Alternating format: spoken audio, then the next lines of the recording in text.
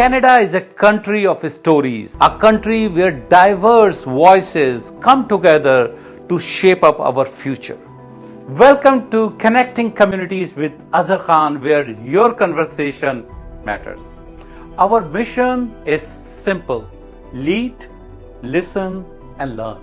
It's more than a podcast, it's a platform for dialogue, understanding, and change. Join me, Azhar Khan, with Connecting Communities. Let's lead with purpose, listen with empathy, and learn from each other. अस्सलाम वालेकुम नाजरीन, अजहर खान एक बार फिर Mississauga MH office से। मेरी बड़ी खुशनसीबी कि महमूद भाई अपने बिजी स्केड्यूल में से मेरे लिए कुछ लम्हे निकाले ख़ास आपके लिए। बहुत सारा मेरे दोस्त जो एमएच एंटरप्राइजेस में हमें रब्ता करते रहते हैं, पूछ रहे थे कि इलेक्शन हो गया, लिबरल आ गई, क्या सिचुएशन चल रही है, लोगों ने हाथ रोके हुए थे इन्वेस्टमेंट के लिए। तो मैंने कहा कि सबसे बेहतर है मैं महमूद भाई को, जो खुद फाइनेंशियल एक्सपर्ट हैं और मॉर्गेज से भी रिलेटेड है। महमूद भाई, लोगों का क्वेश्चन है, अब क्या करना है? बहुत शुक्रिया अजहर भाई, अस्सलाम वालेकुम और कांग्रेचुलेशन कि कनाडा में एक दफ़ा लिबरल आ गई। लोग ट्रूडो से थोड़ा नाराज थे लेकिन कंजर्वेटिव ने प्रेशर दिया और लेकिन मिस्टर कर्नी ने he did a good job. He is the future of our country. मुझे लगता है कि कनाडा के हालात इस न्यू प्राइम मिनिस्टर के ओथ लेने के बाद चीज़ें बहुत बेहतरी की तरफ चली जाएंगी। तो अभी जो अभी मैं आरबीसी के एक सेमिनार में था लास्ट वीक के अंदर, वहाँ भी ये क्वेश्चन था इनके वाइस प्रेसिडेंट से मेरी मीटिंग हुई जो मॉर्गेज साइड पे थे। तो कनाडा अभी इंटरेस्ट ने इस दफ़ा फ्रीज इसीलिए किया था। अभी आपको पता है कि 25% नहीं डिक्रीज जो लास्ट इनका टाइम था। अब अगली दफ़ा में 25% कम होने के चांसेस तो बहुत कब ज़्यादा तक है? मई में। तो अभी जो है वो आप जो इंटरेस्ट रेट क्योंकि नीचे की तरफ जा रहा है और मार्केट के अंदर सप्लाई डिमांड का एक तमाशा स्टार्ट हो चुका है और जो अंडर 700,000 के टाउन हाउसेज या कॉन्डो या ऐसे घर हैं जो कि वो अब मल्टीपल में जाना शुरू हो गए। जब एज पर आज की डेट में बताऊं कि मार्केट ऊपर की तरफ जाना शुरू हो रही है क्योंकि सिर्फ न्यूज आने से ही फर्क पड़ चुका है जी। तो अभी अगले 1 से 1.5 महीने के अंदर पिक्चर बहुत बेहतर हो जाएगी। जो डोनाल्ड ट्रम्प का अमेरिका की तरफ से प्रेशर है टैरिफ के हवाले से, अभी जो अमेरिका ने चाइना के साथ डील कर ली है टैरिफ के हवाले से, तो चीज़ें वहाँ से भी नॉर्मल स्लो हो रही हैं। तो कनाडा के रियल एस्टेट मार्केट का जो अब दौर वापस ऊपर की तरफ स्टार्ट होने वाला है। लेकिन मैं सबको एक ही बात बोलता हूँ कि ज़ाहिर सी बात है, मुझे रियल एस्टेट में 18 साल हो गए हैं और एमएच एंटरप्राइजेस को रन करते हुए तकरीबन मेरे पास पर्सनल एक्सपीरियंस इस इंडस्ट्री का 25-26 साल का है। सबसे रिक्वेस्ट होती है कि आपको कोई ना कोई ऐसा फाइनेंशियल एडवाइजर, ऐसा रियल्टर, ऐसा बिजनेसमैन चाहिए होता है जिसके साथ बैठ के 1 to 1 कंसल्टेंसी कर सकें कि आपकी अफोर्डेबिलिटी है क्या। अगर आप फर्स्ट टाइम बायर हैं तो आपके सिनेरियो बहुत डिफरेंट है। अगर आप इन्वेस्टर हैं तो आपके सिनेरियो बहुत डिफरेंट है। आपका अपना कैश फ्लो से लेके तमाम चीज़ों को सामने रखना है। तो ये हमारी एक्सपर्टीज़ है। आप ऐसे लोगों के साथ ज़रूर बैठें। आप हमें चूज़ करना चाहें अज़हर भाई के साथ, मेरे साथ, हमारी टीम के साथ बैठें, थैंक यू सो मच। नहीं तो आपको ऐसे लोगों के साथ बैठना चाहिए क्योंकि हम ये कोई टॉक शो इसलिए नहीं कर रहे होते इसमें आप हमारे ऑफिस ही आएँ। हम आपको एजुकेट कर रहे होते हैं कि आपका डिसीजन जो है वो इतना अच्छा होना चाहिए कि आपका जो एडवाइज़र है वो आपको वो मशवरे देगा जिस पे आपका काम हो जाएगा।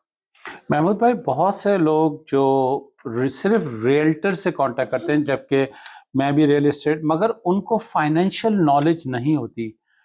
एज ए फाइनेंशियल एक्सपर्ट कितना इम्पोर्टेंट है कि आप जब कोई न्यू इन्वेस्टमेंट करें उसके साथ साथ आपके पास कोई सॉलिड एडवाइस हो। मतलब आपने डिजास्टर भी देखे होंगे लोगों के साथ, क्या कहेंगे सर इस बात? देखिए, आपको पता है कि यहाँ पर रियल्टर बहुत ज़्यादा हैं कनाडा के अंदर, टोरंटो के अंदर। एक यहाँ पर अक्सर लोग कहते हैं पत्थर उठाओ, बहुत से रियल्टर निकलते हैं, इट्स ट्रू।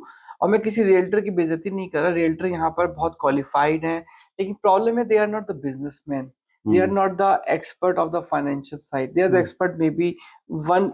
अगर वो हो सकता है कुछ रियल्टर कमर्शियल में एक्सपर्ट्स होंगे, कुछ रियल्टर आपके रीसेल में होंगे, लेकिन वो रियल एस्टेट में ही होंगे, उनको रियल एस्टेट के बारे में ही पता है। इस वक्त आपको ऐसे रियल्टर की जरूरत है जो आपको प्लान करके दे सके कि आपका मॉर्गेज 2029 में अगर होना है, होगा कि नहीं होगा, उसके लिए आज से क्या अमल करना चाहिए आपको। एक रूमर्स आजकल चल रही है कि भाई अगर हम सीआरएस से आपका बैंक कनेक्ट होने वाला है। अब इसके कनेक्ट होने के बाद होगा क्या? मॉर्गेज अप्रूव कैसे होगा? अगर मैं आपको थोड़ा पीछे लेके जाऊं 2003 में, 2004 में, उस जमाने के अंदर 0% डाउन के ऊपर बैंक $5,000 दे के आपको मॉर्गेज दे दिया करता था। तो उस वक्त टीडी बैंक और आरबीसी बैंक की एक डील थी स्टेटेड इनकम की, जिसके अंदर आप सिर्फ अपना 2 साल का मॉर्गेज अमाउंट दिखा दे कि आपको पे करने के लिए है, तो नो इनकम क्वालिफिकेशन आपका अप्रूवल आ जाता था। तो अगर सीआरए से कनेक्ट होता है तो इस किस्म की प्रोडक्ट बैंक को लानी पड़ेंगी ताकि चीजें आराम से निकल जाएं। तो आपको ऐसे लोग चाहिए जिनके पास ये इस किस्म की नॉलेज है, जो आपको गाइड कर सके कि आपका मॉर्गेज होगा नहीं होगा, आपकी अफोर्डेबिलिटी किस लेवल की है। आप अगर मिलियन का मकान देख रहे हैं तो आपका बजट मिलियन का प्रॉपर्टी टैक्स से लेके तमाम खर्चे सामने रखने पड़ेंगे, वरना आप फिर डिप्रेशन का शिकार हो जाएंगे, आप फिर परेशान होंगे, आपका डिसीजन गलत होगा। मार्केट फ्लक्चुएट की है, बहुत ज्यादा नीचे गई है, लोग जज्बात में आके गलत डिसीजन लेंगे। तो आपको रियल एस्टेट के अंदर सिर्फ रियल एस्टेट ब्रोकर या एजेंट नहीं चाहिए, आपको उसके साथ फाइनेंशियल एडवाइजर भी चाहिए। नाज़रीन, आपने देखा कि महमूद भाई ने हमें जो मोटी मोटी चीज़ें, अगर मैं उसको कंक्लूड कर लूँ या समराइज कर लूँ, मार्केट ट्रेंड्स इस वक्त आप देख रहे हैं कि ऊपर की तरफ जा रहे हैं। बैंक्स की, जैसे उन्होंने बोला कि सीआरए से कनेक्ट है, जिसमें आपको डेफिनेटली कोई फाइनेंशियल एक्सपर्ट चाहिए। उसके साथ साथ मई में सुन रहे हैं कि फिर मार्केट रेट नीचे की तरफ जा रहे हैं। और अभी जो प्रॉपर्टीज खास तौर पे जो कॉन्डोज या टाउन होम 700 से नीचे, उसकी तरफ जाने का तरीका है। तीसरी चीज उन्होंने एडवाइस ये की कि कैसे मॉर्गेज और फाइनेंस का लिंक आपस में और कितना इंपॉर्टेंट। ये चंद वो मोटी मोटी चीजें थी जो हमने समराइज करके बताई, मगर डेफिनेटली जब भी आप एमएच एंटरप्राइज से लिंक होंगे तो आप अंदाजा लगाएं कि इस छोटे से प्रोग्राम में द मेन मकसद इस प्रोग्राम का यही है। जरूरी नहीं है कि आप एमएच के पास आएँ या हम आई प्रो के पास आए, मगर असल मकसद ये है कि आपको एजुकेट किया जाए ताकि आप अपना सरमाया जो बहुत मेहनत से आपने जमा किया हुआ है, अपनी जो भी आपकी जमा पूंजी है, उसको सही वक्त पे, सही जगह पे, सही टाइम पे जो है उसको लगाएं। बहुत बहुत शुक्रिया महमूद भाई एजुकेट करने का हमारी ऑडियंस को। बहुत शुक्रिया।